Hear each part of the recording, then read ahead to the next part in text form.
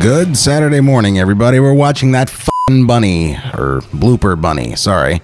And it's a good little cartoon. It's very popular, but I gotta address the June 13th, 1997 date down there. A lot of people who know the art styles and the particulars of what was going on in the studio in the early 90s, and also the way Jeff Bergman is performing these voices, know that this is not 1997 standard quality. Then also this is fully animated, so more than likely this is a theatrical piece, and those people would be right. This was intended for a theatrical release, and all this stuff is animated by Doug Compton beautifully, this whole sequence from beginning to end that we've seen thus far. But it was not released theatrically. It was shelved and found on Cartoon Network in the vaults, and they put it out for televised release June 13th, 1997, even though they made it in 1991.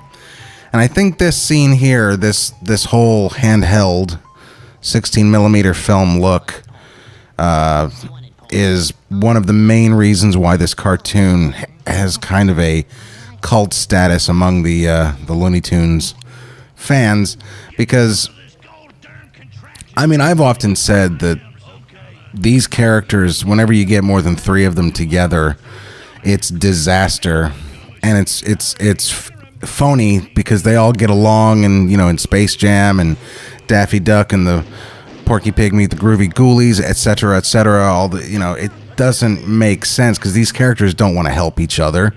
They're all into their own little worlds, and yet this cartoon kind of directly addresses that. You see all this stuff about them, in their own world, and they're talking smack about bugs, and plus it's innovative to have this handheld. It's traditionally animated, inked and painted and whatnot, but it's staged with a computer, and you could never do this in the original cartoons to have this, continuous Brian De Palma-like shot. But speaking of Brian De Palma, in the world of director's commentaries, we can actually have a director's commentary now. So here's Greg Ford identifying the animators that take over for Doug Compton. Here's the first of the out-and-out outtakes. We were actually trying to get some sense of spontaneity in the cartoons, you see? So we had the same animation each time lead into a new outtake, and a different animator would pick up where Doug Compton's animation left off. Doug Compton animated almost all the cartoon. He animated that whole dance from beginning. He's like a great animator, like organic animator. But anyway, there's a new animator here. In other words, it starts out with Compton stuff, and then we just hook in a new animator. And although Terry did excellent character poses, and we wanted it a little loose. We thought there'd be a little variation each time, and it was interesting to have a different animator pick up on the scene. The first thing where the record skips is by Nelson Rhodes. The second one is by Russell Calabrese, who's became a outstanding Pinky and the Brain director, and then there are a couple cane tosses there from Larry Ruppel. See, that's the trouble. I made the film, and I just want to credit everybody that worked on it because I appreciate all the work they did on it so much. And I'm not kidding. Nancy Beeman animated this. It's great. Now, Jeff Bergman did all the voices, with the exception of the voiceover director, who was an actual voice coach. He was Mel Blanc's voice coach. I'd seen him work with lesser actors and get impatient, not with Mel, but with other actors. And he'd get, I just wanted him to do that again. It was just fun to hear him yell at voice actors. All right, so don't hate me for including other commentaries that we've already heard. This is not going to be a repeating thing. I did get a lot of requests for this, but and I also want to apologize right off the bat if my energy is kind of down for this one, folks, because quite frankly, I've been spending the last 3 or 4 days taking 4 or 5 hour long breaks in between writing mere minutes of the next Looney Tunes Critic review of Lunatics Unleashed. It's unbearable. I can't. It's coming, folks, but it's gonna be a while. I do apologize. But anyway, on forth. On we go. I want to say the 51 and a half year thing. I remember growing up thinking that the whole 50-year thing, 50th anniversary, what have you, was kind of a joke that I didn't fully understand.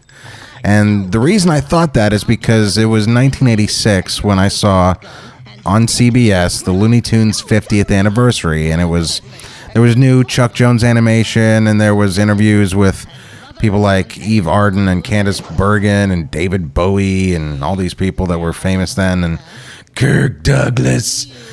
And then, 4 years later in 1990, there was the Happy Birthday Bugs 50 Looney Years. And it's like, well, is he still 50? What the hell? And then in 1997, I see this cartoon, and it's 51 and a half years. That's like, I don't know what's going on anymore. Is this real life? I don't know. Yeah, this cartoon definitely has a cult status too. For not just the reasons I mentioned with that shot, that handheld shot, but also Daffy sort of swearing there when he says "you smug son of a." Somewhat edgy, and also this. Greg Ford kind of allows he does a kind of a nod to Clampett in the directing style, in that all the stuff with Doug Compton's original animation, this stuff here that all the other animators are starting from when the changes happen, is very Clampett. First of all, to have animation change in the middle of a shot, like right here, this is Doug Compton, and then now we switch to somebody else. That's very Clampett, but also very Clampett is to say to an animator, here are some loose drawings, and then you just do it. Whereas, the McKimson and Chuck Jones style is, doing every drawing for the animator, and, doing layouts, doing heavy character layouts, and insisting upon a certain drawing style. But this kind of follows a loose model sheet, but it's very loose and very fun, and all I love these credits too, because they got the music from One Froggy Evening. Yeah, I don't think Jeff Bergman does Sam too often. I think this is one of those voices that you got to be real. You got to be a heavyweight to do. I mean, if Maurice LaMarche can't always do it, I mean, gee, right? Look at that little nod to the bullseye, and here's the "That's all, folks." Great cartoon.